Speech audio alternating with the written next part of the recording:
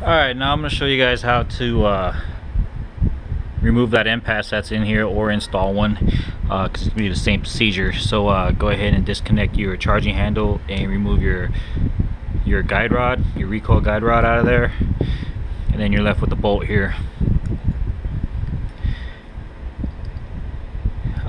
There's going to be two little Phillips screws right here on the side.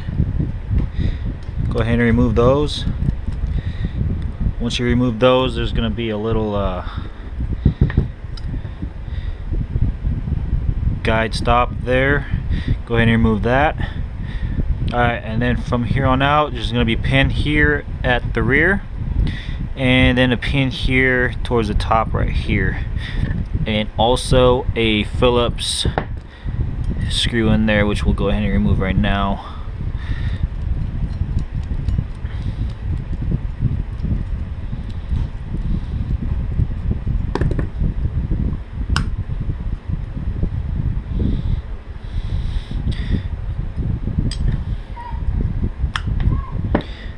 And there is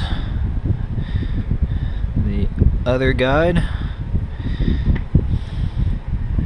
Now onto the pins. Like I said, there's one here on the top.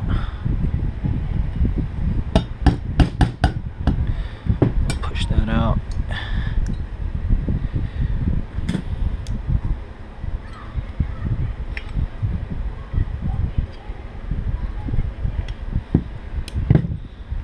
And then one here at the rear.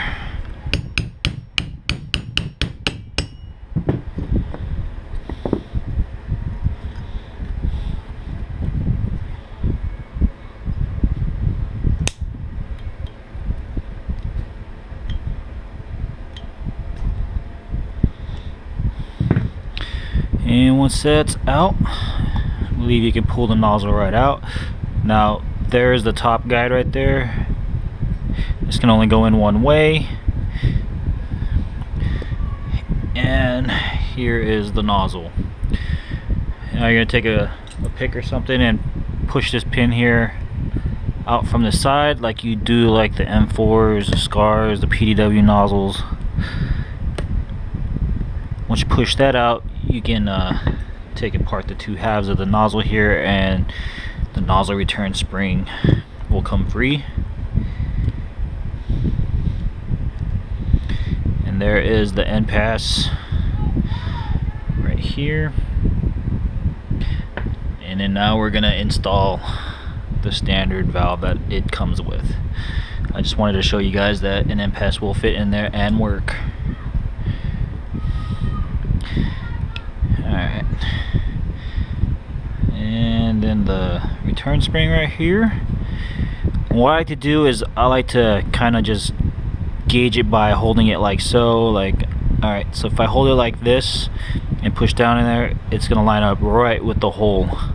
Let's go ahead and start this pin. We're just going to start it.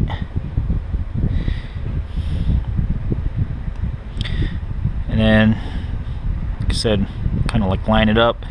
I'll push it in, hold it, and as you can see there, it went right through the end of the spring there, no problem. Alright, let's go ahead and reinstall this into the bolt. You see I put that top guide in there now. Nope, not that one, this one. Go ahead and reinstall this pin in the back.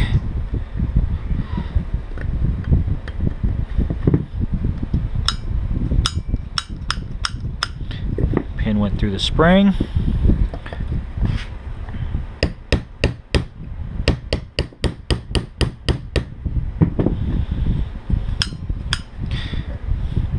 Insert this guide here, the plastic one.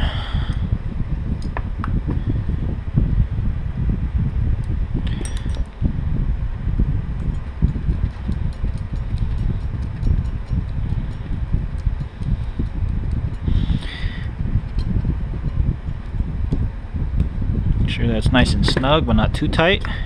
As you can see there, that's too tight, so we're going to back that out a little bit. That reason being is because you want that nozzle to move back and forth freely, like so.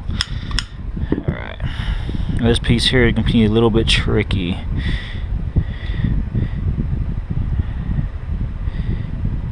Drop that in like so. Grab one of these screws and we're going to start it into that piece while I'm holding it in from the back side. There we go. As soon as we get one started in, then we can put the other one in, no problem. And we got one more pin to put in right here on the top.